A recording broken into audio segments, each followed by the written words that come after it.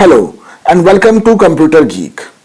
आज हम एक नया टॉपिक स्टार्ट करने वाले हैं, एक नया सब्जेक्ट स्टार्ट करने वाले हैं, design and analysis of algorithm. Algorithm एक बहुत ही इंपॉर्टेंट सब्जेक्ट है। कैसे? जो गेट और नेट में जो क्वेश्चंस आते हैं वो एल्गोरिथम में से ज्यादा आते हैं। ओके, गेट 2024 की अगर हम बात करें तो जो 1 मार्क्स वाले क्वेश्चंस थे एल्गोरिथम में से वो थे 4। ओके, और जो 2 मार्क्स वाले क्वेश्चंस थे वो भी थे 4। तो मतलब 10 से 12 नंबर तक का या फिर 14 नंबर तक का सिर्फ और सिर्फ हमें एल्गोरिथम से देखने को मिलता है गेट के पेपर में। ठीक है, मतलब 15 से 18% सिर्फ हमें एल्गोरिथम ही चाहिए होती है गेट के पेपर में। ओके, अगर हम नेट की बात करें तो नेट में जो एल्गोरिथम के क्वेश्चंस आते हैं वो 10 to 13 क्वेश्चंस सिर्फ एल्गोरिथम से पूछे जाते हैं। सोचिए कितना इंपॉर्टेंट सब्जेक्ट है ये। तो आज हम एल्गोरिथम की हिस्ट्री जानेंगे। ठीक है, उसके बाद हम एल्गोरिथम स्टार्ट करेंगे। ठीक है, आइए स्टार्ट करते हैं। ये जो जनाब दिख रहे हैं आपको, इनकी स्टैचू उज्बेकिस्तान के खिवा प्रांत में लगी है। ये हैं मोहम्मद इब्न मूसा अल ख्वारिज़मी, जिन्हें अल ख्वारिज़मी भी कहा जाता है, शॉर्ट नेम, और यही फादर ऑफ एल्गोरिथम है, फादर ऑफ एल्गोरिथम है। ये 780 ईस्वी के आसपास बगदाद, जो कि इराक में है, में पैदा हुए।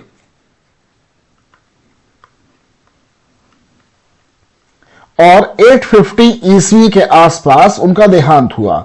लेकिन अभी इनके जन्म और मृत्यु की सही जानकारी नहीं है, तो इसलिए हम 780 सी टू 850 सी ही लिखेंगे। सी एक अप्रॉक्सीमेट इंडिकेशन है जो ईयर की क्लैरिटी की कमी होने पर लगाया जाता है। ये एक पर्शियन मैथमेटिशियन थे। पर्शियन मीन्स फारसी। ये एक पर्शियन मैथमेटिशियन थे और इनकी क्वालिफिकेशन भी बहुत ज्यादा थी। ये एक एस्ट्रोनॉमर भी थे।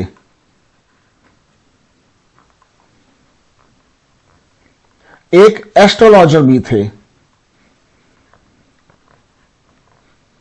और एक जियोग्राफर भी थे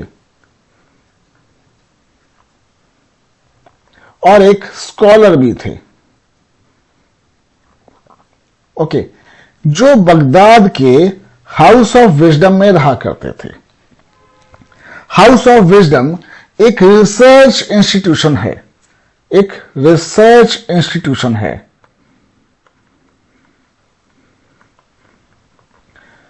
जो आज भी वहां है।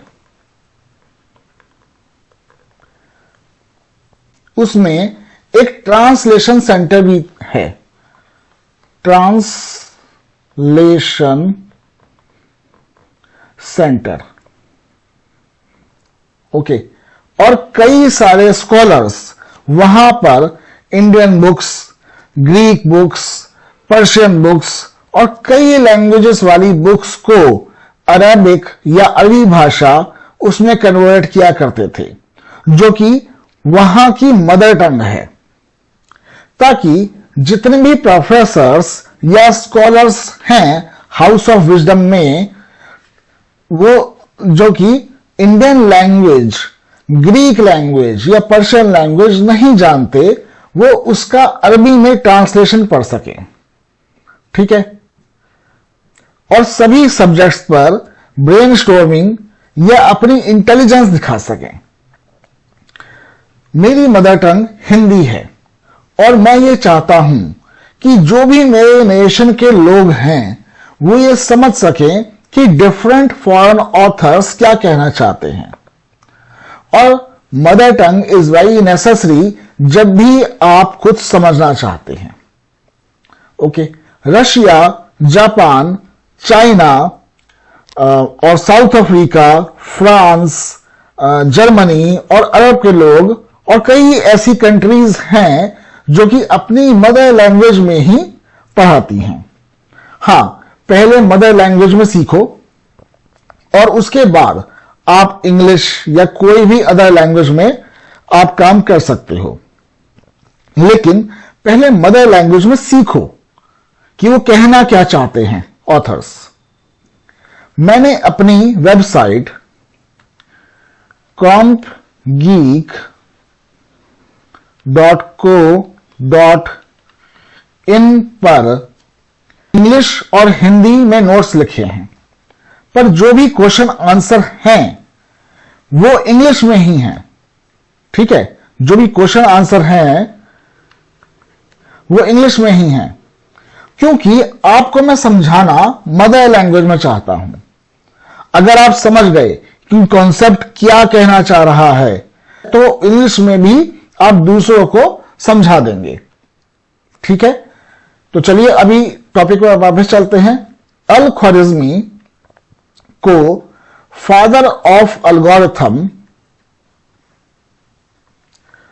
और फादर ऑफ अलजेब्रा भी कहते हैं। फादर ऑफ अलजेब्रा भी कहते हैं। उन्होंने ही अपनी किताब में अलजेब्रा के फॉर्मूलेज लिखे थे। उन्होंने एल्गोरिथम की शुरुआत भी की थी और एल्गोरिथम का नाम उन्हीं के नाम पर पड़ा है। ठीक है, आइए देखें कैसे। उनका नाम था अल ख्वारिज़मी। अल ख्वारिज़मी नाम था, जो कि एक पर्शियन नेम है। ओके, अब इसे लैटिन में बदलें तो यह हो जाएगा अलगोरिथमी। ओके, अब आप ये मत करना कि गूगल पर Persian to Latin translation open करो और कहो कि ऐसा नहीं है। अगर हम इंग्लिश में इंडिया कह रहे हैं तो हिंदी में भारत ही कहेंगे। इसके लिए आपको पर्शियन लैंग्वेज और लैटिन लैंग्वेज आनी चाहिए। अब इस लैटिन नाम को हम इंग्लिश में बदलें तो यह हो जाएगा एल्गोरिथम। ओके, तो अल ख्वारिज़मी के नाम पर ही एल्गोरिथम का नाम पड़ा है। वैसे आप एल्गोरिथम को क्या बोलते हैं? एल्गोरिथम या फिर एल्गोरिथम? काफी स्टूडेंट्स कहेंगे कि algorithm is the correct pronunciation, पर इसका नाम है एल्गोरिथम। यह गलत है। क्यों है ऐसा? अरबी भाषा में आपने माई डियर या माई डार्लिंग को अल हबीबी कहते हुए सुना होगा। ओके, अल्हम्दुलिल्लाह, अल्हम्दुलिल्लाह भी अरबी भाषा का ही वर्ड है। आई डोंट नो कि अल्हम्दुलिल्लाह का मीनिंग क्या है, पर यह अरबी भाषा का वर्ड है। अल जजीरा, जो कि एक न्यूज चैनल है, का नाम सुना होगा। तो इंग्लिश में अल का मतलब है द। इसलिए जब भी आप एल्गोरिथम का नाम लें तो एल्गोरिथम ही बोलिएगा, एल्गोरिथम ही बोलिएगा। अगर आपको फिर भी परेशानी हो कि अल बोलें या एल बोलें तो यह बताइए कि आप अलजेब्रा को क्या बोलते हैं? अलजेब्रा को क्या बोलते हैं? अलजेब्रा को अल ही बोलते हैं ना, अलजेब्रा। तो बस इसके अलावा अलजेब्रा नाम एक बहुत फेमस किताब से अल ख्वारिज़मी की लिया गया है। उस किताब का नाम है अल किताब अल मुख्तसर फी हिसाब अल जब्र वाल मुकाबला। ये अल जब्र से अल जबरा बना, अल जबरा बना, ठीक है, और अल ख्वारिज़मी से अलगोरिथम। इसके अलावा मैं आपको एक और बात बताना चाहता हूं जो अल ख्वारिज़मी से ही जुड़ी है। हम मैथमेटिक्स में गिनते हैं, मतलब काउंटिंग करते हैं, 1 2 3 4 5 6 7 8 9 और 0 का भी इस्तेमाल करते हैं। तो उसका सिंबल कहां से आया, मतलब एक को ऐसे बनाना है, दो को ऐसे बनाना है, ठीक है, इसको भी देखते हैं। हमें सिंबल्स बनाते हुए एक्यूट एंगल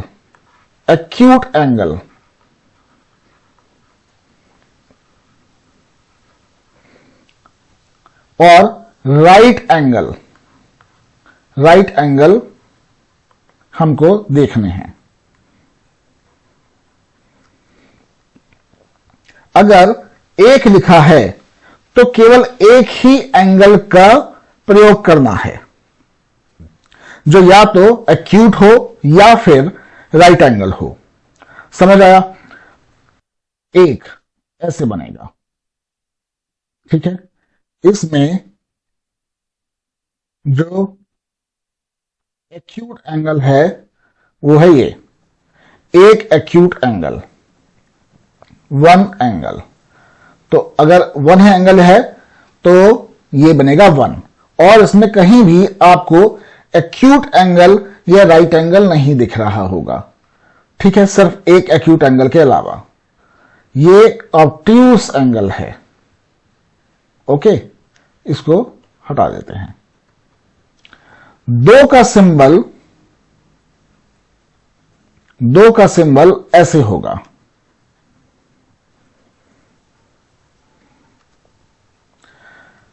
दो के लिए दो एंगल्स,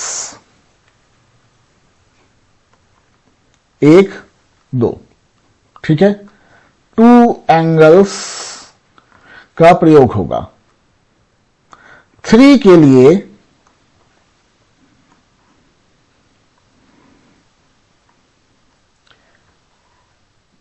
थ्री एंगल्स, थ्री के लिए थ्री एंगल्स,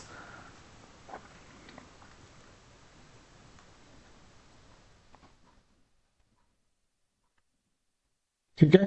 इसमें आपको कहीं भी और तीन एंगल्स के अलावा आपको चौथा एक्यूट एंगल या राइट एंगल नहीं दिख रहा होगा,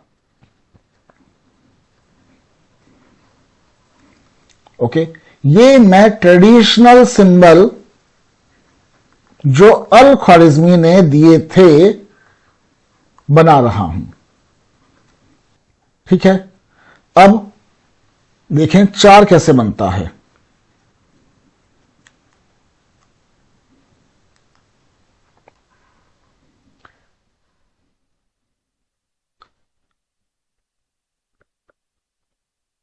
वन टू थ्री, थ्री एक राइट एंगल है, और फोर ये भी एक राइट एंगल है, वन और टू एक्यूट एंगल हैं, तो दोनों को मिला के हुए फोर एंगल्स, ओके। फाइव कैसे लिखा जाएगा?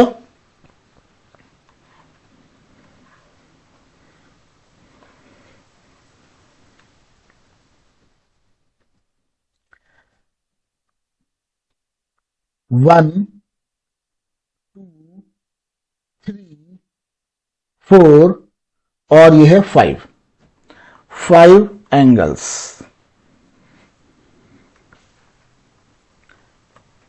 सिक्स, सिक्स कैसे लिखा जाएगा?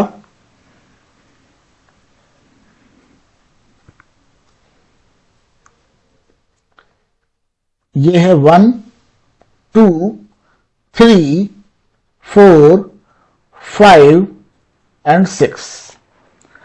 6 के लिए 6 एंगल्स। ओके। 7,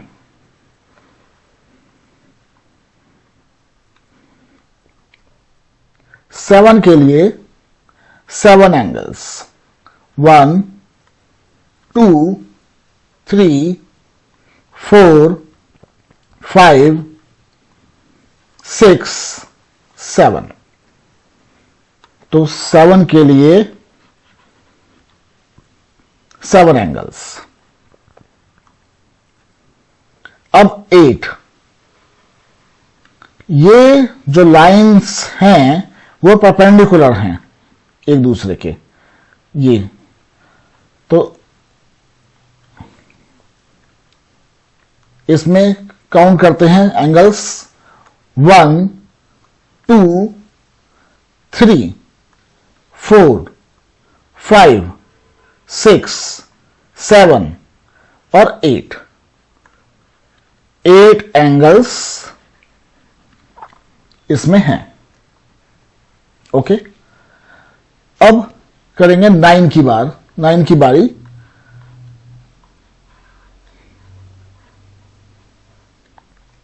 ये है 9। इसमें एंगल्स गिनते हैं। 1, 2, 3, 4, 5, 6, 7, 8 और ये है 9। मतलब 9 के लिए 9 एंगल्स। ठीक है। और अगर 0 लिखना है तो उसमें, उस सिंबल में कहीं भी एंगल नहीं बनेगा। अल-ख्वारिज़मी के टाइम पर 0 को केवल एक प्लेस होल्डर की तरह ही उपयोग में लाया जाता था। अब हम इसका इतिहास थोड़ा पीछे से पढ़ते हैं।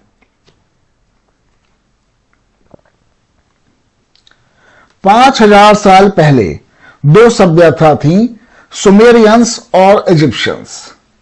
उनकी भी ये गिनती थी। और उसके बाद आए बेबीलोनियंस, उन्होंने भी वही गिनती अपनाई। ओके। तो ये उनकी गिनती थी और उनकी वैल्यूज ऊपर दी गई हैं। अगर आप डायग्राम में देखें तो इसमें 0 का कोई सिंबल या कहीं चिन्ह नहीं है। 0 को केवल एक प्लेस होल्डर की तरह ही उपयोग में लाया जाता था। एक एग्जाम्पल भी है 4622। 4622 कैसे लिखा जाता था? देखो, 1000 के 1, 2, 3, 4 मतलब 1000 के 4 सिंबल्स हैं, तो ये हो गया 4000। ओके। ये 100 के 6 सिंबल्स हैं। 1, 2, 3, 4, 5, 6 और कहीं तो नहीं है। 6 सिंबल्स हैं, तो 100 इंटू 6, 600। अब 10 के ये 2 सिंबल्स हैं, 1 और 2, तो 10 2 जा 20। अब 1 का एक ही सिंबल, 1 के 2 सिंबल हैं, 2, 1, 2, तो ये हो गया 1 2 जा 2। तो इसको प्लस करेंगे 4 6 2 2, ये आंसर होगा। मतलब 4622 को ऐसे लिखा जाता है, ऐसे लिखा जाता था उस टाइम में। उसके बाद इंडियन मैथमेटिशियन आर्यभट्टा ने 0 को एक सिंबल या चिन्ह दिया। उन्होंने एक बिंदु बनाया। आर्यभट्टा ने एक बिंदु बनाया और उसे 0 कहा। यह 0 हम भाकेली मैन्युस्क्रिप्ट में भी देख सकते हैं।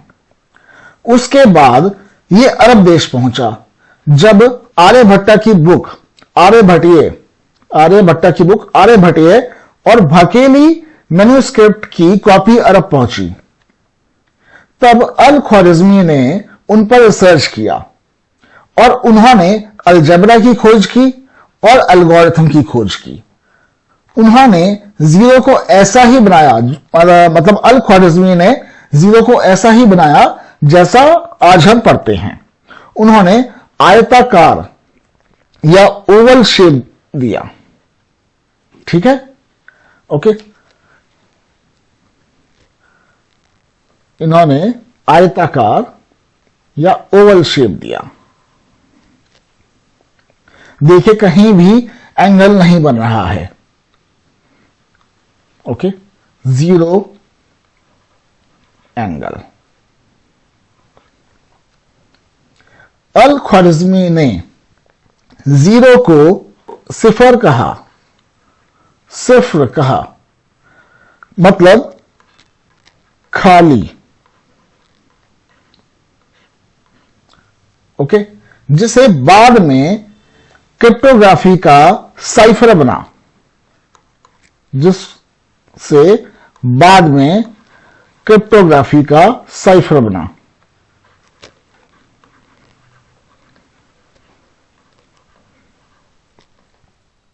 तो ये कॉन्सेप्ट जो क्रिप्टोग्राफी का साइफर है, इसे कभी और देखेंगे क्योंकि ये अल ख्वारिज़मी का पार्ट नहीं है। अभी हम एल्गोरिथम ही देख रहे हैं। ये कॉन्सेप्ट मेरी वेबसाइट compgeek.co.in पे है। पोस्ट का लिंक मैंने डिस्क्रिप्शन में दिया हुआ है। इंग्लिश में भी है और हिंदी में भी है। आप इस पोस्ट पर जाएं और टेस्ट योरसेल्फ सेक्शन में क्वेश्चन आंसर को सॉल्व करें। ठीक है, ओके। तो अभी चलते हैं। Please do like, comment and share. Thank you for listening and keep learning always. Bye bye.